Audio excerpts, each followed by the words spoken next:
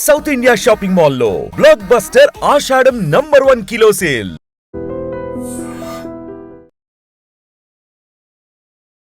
పెళ్ళైంది, ఇద్దరు ఆడపిల్లలు. అయితే తనకన్నా చిన్న వయసు ఉన్నటువంటి ఎదురింటి అబ్బాయితో ప్రేమలో పడింది. ఆ ప్రియుడు ప్రేమలో పడి భర్తను అడ్డు తొలగించుకోవాలనుకుంది. ప్రియుడితో కలిసి స్కెచ్ వేసింది, భర్తను చంపేసింది. ఈ దారుణమైన ఘటన తమిళనాడులోని వేలేరు జిల్లా కుప్పంపాళ్యంలో జరిగింది. ఈ ఘోరమైన ఘటన. అయితే ఆ కసాయి తల్లిని 3 ఏళ్ల చిన్నారి పట్టించింది. తన తండ్రిని అత్యంత దారుణంగా హత్య చేసింది తన తల్లే అంటూ పోలీసుల ముందు చెప్పేసింది. దీంతో పోలీసులు తమదైన స్టైల్లో విచారణ కొనసాగించడంతో ఈ భాగోతమంతా బయటపడింది. కుప్పంపాళ్యంకి చెందినటువంటి 36 సంవత్సరాల భరత్కు, బెంగళూరుకు చెందినటువంటి నందినితో, ఆమెకు 26 ఏళ్ళు, ఆమెతో 5 ఏళ్ల క్రితం పెళ్ళయింది. ఇప్పుడు వీరిద్దరికీ కూడా భరత్, నందినికి 2 ఆడపిల్లలు ఉన్నారు.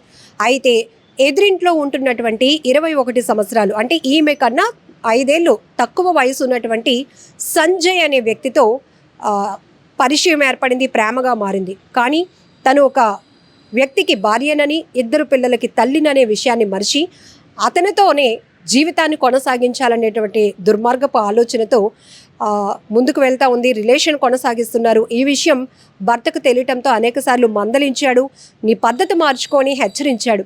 ఇది సహించలేనటువంటి ఆమె, తన భర్త చెప్పిన మాటలు తలకెక్కించుకోలేనటువంటి ఆమె, ఏదో తనని ఇబ్బంది పెడుతున్నాడు, తన భర్తని అడ్డు తొలగించుకుంటే ప్రియుడితో ఉండొచ్చు అనే ఒక దుర్మార్గపు ఆలోచన చేసింది. ప్రియుడితో కలిసి ఒక ప్లాన్ వేసి భర్తను అడ్డు తొలగించుకుంది. అయితే అప్పుడు అంటే తండ్రి తన కళ్ళ ఎదుటే చనిపోతూ ఉన్నటువంటి పరిస్థితిని చూసినటువంటి ఆ చిన్నారి, ఈమె నా తల్లేనా, నా తల్లేంటి తన తండ్రిని ఇలా చంపేస్తోంది అని భయపడినటువంటి పరిస్థితి.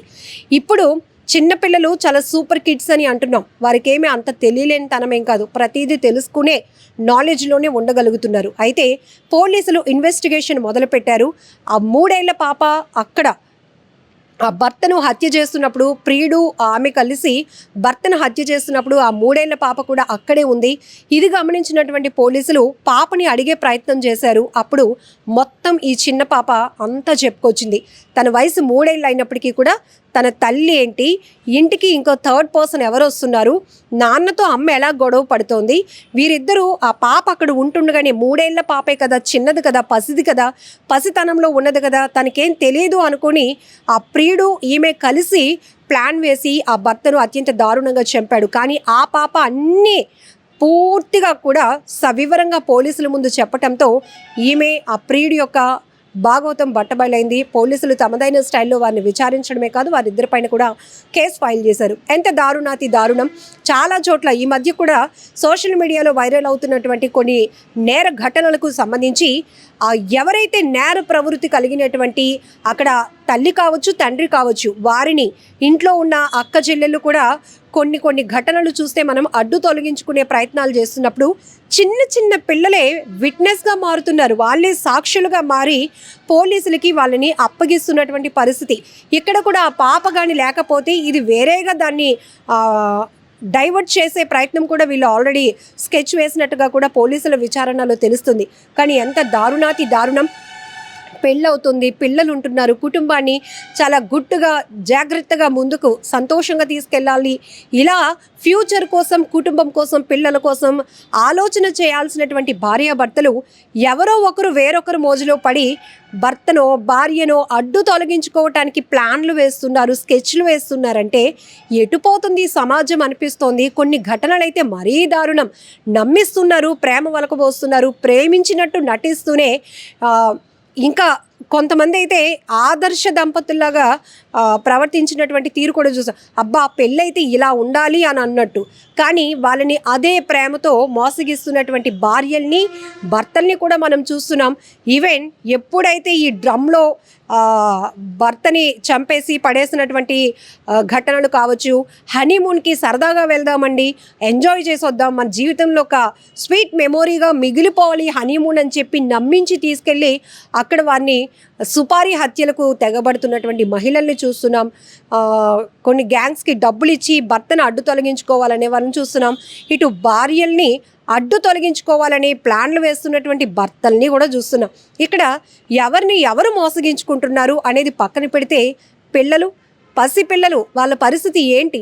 ఇద్దరు ఆడపిల్లలు, తనకి చాలా ఒక మంచి బాధ్యత కలిగినటువంటి భార్యగా ఉండాల్సినటువంటి పరిస్థితిలో వేరే వాళ్ళపైన ఇంట్రెస్ట్ పడటం, ఆ మోజులో భర్తను ఏదైనా మందలిస్తే సరే తెలిసి మందలించిన వరకు నన్ను వదిలేశారు కదా, ఇక మనం కరెక్ట్ చేసుకుందామని ఆలోచన కాకుండా ఎలాగైనా నన్నే తిడతాడా, దీని పైన కక్ష పెంచుకోవాలి, అది మళ్ళీ కాస్త ప్రియుడితో చెప్పుకోవడం, డిస్కస్ చేయడం, అయితే మనం ఆ వ్యక్తిని అడ్డు తొలగించుకుంటే అంతా బాగానే ఉంటుందని దుర్మార్గపు ఆలోచనలు చేయడం. ఎంత టైం పెడుతున్నారు ఇంత నేరాలు చేయటానికి అంటే? ఎటుపోతుంది సొసైటీ అనిపిస్తోంది. కొన్ని ఘటనలు మరీ దారుణాతి దారుణం కదా. ఆ 3 ఏళ్ల పసిపాప పోలీసులకు ఇచ్చినటువంటి ఇన్ఫర్మేషన్తో మొత్తం ఈ కేసులో ట్విస్ట్ అంతా కూడా బయటపడింది.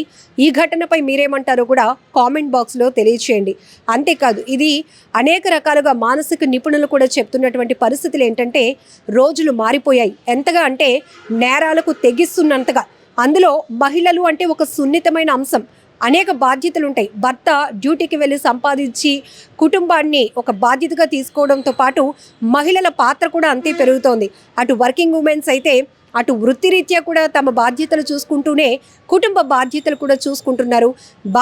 భర్తకేం కావాలి, పిల్లలకేం కావాలి, నా రోల్ ఏంటి, అత్తామామలు ఉంటే వాళ్ళ విషయంలో ఎలా ఉండాలి, ఇదంతా తెలుసుకుని ఆ రకంగా మౌల్డ్ అవ్వాలి అనుకునేటటువంటి పరిస్థితుల నుంచి ఇప్పుడు మహిళలు కూడా నేరాలు ఎలా చేయాలి, నేరం చేయడానికి ఎవరైనా ముందుకు వస్తారా, వాళ్ళకి మనం డబ్బులు ఎలా ఇవ్వాలి, ప్రియుడితో కలిసి ముందుకు వెళ్ళాలి అంటే భర్తను ఎలా అడ్డు తొలగించుకోవాలి, ఇలాంటి ఆలోచనలు చేస్తున్నారంటే ఖచ్చితంగా చెప్పొచ్చు మానసిక నిపుణులు హెచ్చరిస్తున్నారు.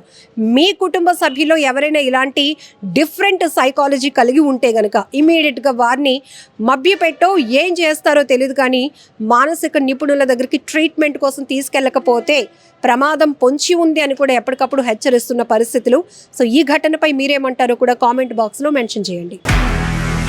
నిజంగా ప్రస్తుతం ఉన్నటువంటి సమాజం దేనికి ప్రయారిటీ ఇస్తుంది?